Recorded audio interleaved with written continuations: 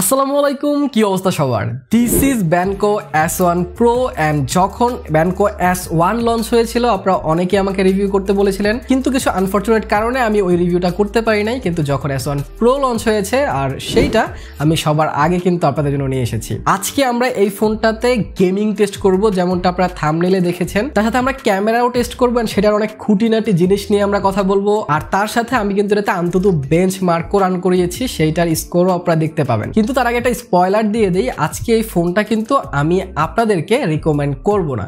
কেন করব না সেটা ভিডিওতে আগে আপনারা ফাইন্ড আউট করেন। তো হ্যালো গাইস, কেমন আছেন সবাই? আমি রবিন, আপনারা দেখছেন বলবাড়ি। তো চলুন শুরু করা যাক। এখানে আপনারা UNISOC T616 এই প্রসেসরটা পাচ্ছেন, যেটা টাইগার সিরিজের তাদের। আর এখানে অন্তত বেঞ্চমার্ক কিন্তু 2 লাখের উপরে আসে। সো আপনারা বুঝতে পারছেন যে পারফরমেন্স সেকশন ডেফিনেটলি বেটার হওয়ার কথা, কিন্তু গেমিং আসলে কিরকম হবে সেইটা অনেকেরই কোশ্চেন থাকে। সো ওই কোশ্চেনের অ্যান্সার করার চেষ্টা করছি। এটাতে প্রথমে আমি ফুটবল খেলেছি। আপনারা অনেকেই ফুটবল খেলার জন্য আমাকে অনেক ফোর্স করেন দেন, এটা আপনাদের জন্য আমি খেলেছি। অ্যান্ড ফুটবল কিন্তু একদম হাই গ্রাফিক্সে খেলা যাচ্ছিল, একদম স্মুথ, বাটার স্মুথ খেলা যাচ্ছিল। কোনো প্রকার ফ্রেম ড্রপ, কোনো প্রকার ল্যাগ আমি কিন্তু এখানে দেখতে পাইনি। আমি অনেকক্ষণ খেলেছি অ্যান্ড আমি কিন্তু লিটারেলি ফ্যান হয়ে গেছি। যদি কেউ গেমিং করতে চান, আপনারা ফুটবল খেলেন, তাহলে এই ফোনটা আপনি নিতে পারেন। বাট ওয়েট, এখনো অনেক কিছু বলার বাকি। সো এরপরে আমরা খেলেছি ফ্রি ফায়ার। অ্যান্ড ফ্রি ফায়ারে আপনারা দেখতে পাচ্ছেন যে কেমন খেলা যাচ্ছিল। এইটাও কিন্তু স্মুথ অ্যান্ড ফুললি হাই গ্রাফিক্সে আমি খেলছিলাম। অ্যান্ড আপনারা দেখতেই পাচ্ছেন কতটা স্মুথ গেম প্লে হচ্ছিল। আমি এটার গেম প্লের ফ্যান হয়ে গেছি। এটাতে কিন্তু ভালো লেভেলের গেম প্লে হবে। আমি যতক্ষণই খেলছিলাম ফোনটা কিন্তু মোটামুটি ওয়ার্ম হচ্ছিল, এমন না যে অনেক বেশি গরম হয়ে যাচ্ছিল। বাট আপনাদের লং টাইম একটা গেমিং সেশন এটা কিন্তু পার করে দিতে পারবে। এছাড়াও আমি সকার স্টার খেলেছি, সেইটাও কিন্তু অনেক ভালোভাবে খেলা যাচ্ছিল। সো গেমিং সেকশনে যদি আমি বলি, তাহলে এই ফোনটা কিন্তু এই বাজেটে মোটামুটি ভালো এগিয়ে থাকবে। যদিও এটার কম্পিটিশনে কিছু ফোন আছে, বাট স্টিল এই ফোনটা নিয়ে যদি আমরা কথা বলি, তাহলে গেমিংয়ে এটা কিন্তু মোটামুটি ভালো ছিল। সো গেমিং টেস্টের পরপরই আমরা ক্যামেরা টেস্টে চলে আসি, কারণ এই ফোনটার দ্বিতীয় যে ইমপ্রেসিভ জিনিসটা আছে সেটা হচ্ছে ক্যামেরা। এখানে আপনারা ব্যাক সাইডে 3টা ক্যামেরা পাচ্ছেন, যার মেইন সেন্সর হচ্ছে 64 মেগাপিক্সেল। তার সাথে 2টা লেন্স দেওয়া আছে, একটা ম্যাক্রো 2 মেগাপিক্সেল আর একটা এআই লেন্স আপনারা পেয়ে যাচ্ছেন। তো এই ফোনটার ব্যাক ক্যামেরা দিয়ে নর্মাল মোডে আমি বেশ কিছু ছবি তুলেছি। একদম ধবধবে যেই রোদ ছিল, সেই রোদের মধ্যে, তীব্র রোদের মধ্যে আমি ছবি তুলেছি, আপনারা দেখতে পারেন। অ্যান্ড সেইখানে এইটার ক্যামেরা কিন্তু অনেক ভালো কাজ করছিল। কেন বলছি সেটা আমি বলি। আপনারা যেখানে রোদ পড়ছে সেই এরিয়াটা দেখেন, ইভেন আপনারা যেখানে ছায়া আছে সেই এরিয়াটা দেখেন, এছাড়াও আপনারা আকাশটা দেখেন, তার সাথে আপনারা গাড়ির কালারগুলোও দেখেন। সব জিনিসগুলোই খুব ভালোভাবে কিন্তু ব্যালেন্স করেছে। তো এটা হোয়াইট ব্যালেন্স ভালো ছিল, অনেক কন্ট্রাস্টি ছবি তোলে। কন্ট্রাস্টি বলতে বাংলা ভাষায় যদি আমি আপনাদেরকে বুঝাই, এটাতে একটু কালার বুস্ট করে দেয়। মানে যেই কালারটাই আপনি এটাকে দিবেন না কেন, এটা আরেকটু ভালোভাবে আপনাদেরকে দেখাবে, আর একটু ফুটিয়ে ব্রাইটনেস বাড়ায় আপনাদেরকে দেখাবে, যাতে করে ছবিগুলো সুন্দর আসে। কিন্তু এই ধরনের ছবিগুলো সুন্দর দেখালেও কালার অ্যাকুরেট কিন্তু হয় না।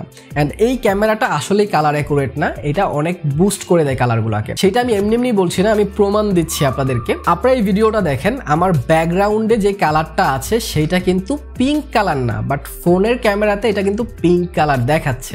সো আপনারা বুঝতে পারছেন যে এই ফোনটা কতটা কালার বুস্ট করে দেয়। কিন্তু কালার বুস্ট করে দিলেও ছবিগুলো কিন্তু অনেক সুন্দর আসছিল, যেইটা অ্যাজ এ নর্মাল কনজিউমার আপনারা চান যে ছবিগুলো দেখতে সুন্দর হবে। এবার এটাতে বুস্ট করুক আর যা ইচ্ছা তাই করুক, সো ছবিগুলো কিন্তু সুন্দর আসছিল। এছাড়াও যদি আমি পোর্ট্রেট মোডের কথা বলি, তাহলে পোর্ট্রেটেও কিন্তু ভালো ছবি আপনারা তুলতে পারবেন। অ্যান্ড এইটার যে এজ ডিটেকশন সেটাও কিন্তু মোটামুটি ভালোই আমি বলবো, এজ ডিটেকশনে আমি প্রবলেম পাইনি। এছাড়া যদি সেলফির কথা বলি, তাহলে এখানে আপনারা 16 মেগাপিক্সেল সেলফি ক্যামেরা পাচ্ছেন, এইটা দিয়েও কিন্তু ভালো ছবি আসছিল। এটা আপনাদেরকে হতাশ করবে না, আমি বেশ কিছু ছবি দিচ্ছি, আপনারা দেখতে পাচ্ছেন। অ্যান্ড আপনারা ডিসাইড করেন যে এটার ক্যামেরাটা আসলে কেমন। সো আপনারা এই পর্যন্ত ভিডিও যারা দেখছেন, তারা অলরেডি চিন্তা করতেছেন যে ভাই, এটার এত ভালো গেমিং সেকশন, এত ভালো পারফরমেন্স সেকশন, ইভেন এত ভালো ক্যামেরা সেকশন, তারপরেও আপনি বলতেছেন যে এটা আপনি রিকমেন্ড করবেন না কেন? সেইটাতে এখন আসি। সো প্রথমেই এইটার সবচাইতে ব্যাড যে জিনিসটা লাগছে সেটা হচ্ছে এইটার ইউআই। এখানে তারা না কি একটা ইউআই দিছে তারা, এটা হয়তো তাদের নিজস্ব ইউআই। অ্যান্ড এই ইউআইটাতে অনেক বেশি বাগ অ্যান্ড ল্যাগি ইউআইটা। আপনারা দেখতে পারেন, আমি যখনই একটা অ্যাপস ক্লিক করছি, কত আস্তে আস্তে মনে হচ্ছে আটকে আসতেছে।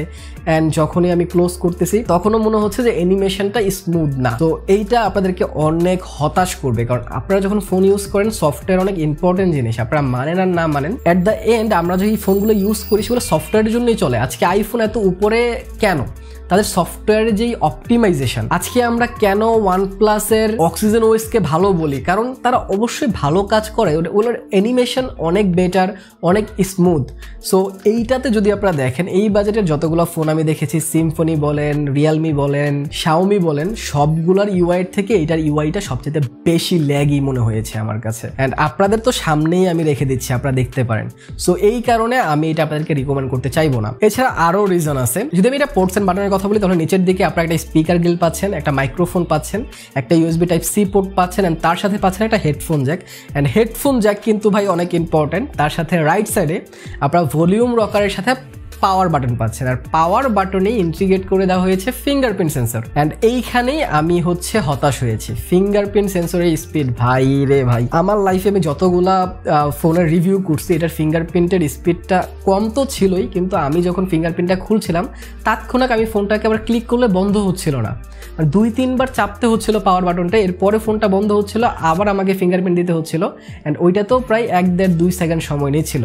সো ফিঙ্গারপ্রিন্টের স্পিডটা আপনাদেরকে অনেক হতাশ করবে এই ফোনটা। এছাড়া যদি আমি লেফট সাইডের কথা বলি তাহলে দুটো সিম কার্ডের সাথে মেমোরি কার্ড লাগানোর অপশন পাচ্ছেন আপনারা, and top side product clean পাচ্ছেন। এইখানে আবার সেকেন্ডারি নয়েজ ক্যান্সেলেশন মাইক নাই, এইটাও দেওয়া উচিত ছিল কিন্তু। সো এরপর আমরা কথা বলবো ডিসপ্লে নিয়ে। এখন ডিসপ্লে অনেকের কাছে ভালো লাগবে কারণ বেজেলগুলো এত বড় না, ফুল ভিউ একটা এক্সপিরিয়েন্স দেয়, তার সাথে পাঞ্চ হোল আপনারা কাট আউট পেয়ে যাচ্ছেন, আর তার সাথে এটা ফুল এইচডি প্লাস রেজুলেশনের একটা display 6.8 inch.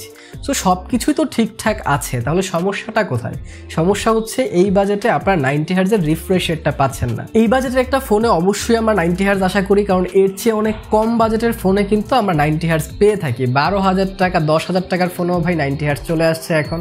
So definitely 90 hertz তো আমরা আশা করেছি এই বাজেটে। কিন্তু ডিসপ্লের কালার অ্যাকুরেসি ভালো ছিল অ্যান্ড ফুল ভিউ একটা এক্সপিরিয়েন্স কিন্তু আপনারা পাবেন। আমি বেশ কিছুক্ষণ এটাতে ইউটিউব দেখেছি অ্যান্ড ডেফিনেটলি আমার কাছে ভালোই লাগছিল। কালার অ্যাকুরেসি ভালো ছিল, অ্যাঙ্গেল ভিউ ভালো ছিল, তো সেই দিক থেকে আপনাদের প্রবলেম হবে না। আর বাই দ্য ওয়ে এটাতে কিন্তু অ্যান্ড্রয়েড 13 আপনারা পাচ্ছেন, হুইচ ইজ গ্রেট আমি বলবো। কিন্তু সফটওয়্যার ল্যাগিনেসটা যদি আর একটু ভালো দ্বারা করতে পারতো, অপটিমাইজ ভালো করতে পারতো, ডেফিনেটলি এটাকে আমি ভালো কাতারে রাখতাম। এছাড়া যদি আমি একটা কনসের কথা বলি ভাই, আরেকটা অনেক বড় সমস্যা মনে হয়েছে আমার এটার বিল্ড কোয়ালিটিতে।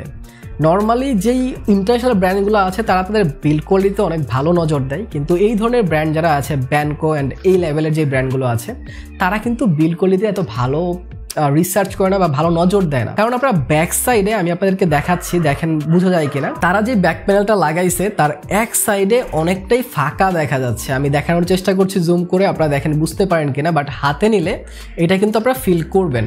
যারা একটু নিট পিকিং করতে চান তারা এদিকে তাকাইলেই বুঝতে পারবেন যে হালকা ফাঁকা আছে। সো নতুন একটা ইনটেক ফোন যখন আমরা কিনবো, আমরা যখন বিল্ড কোয়ালিটিতে এরকম দেখবো, স্বাভাবিকভাবে আমাদের নিজেদের কাছে এটা খারাপ লাগবে।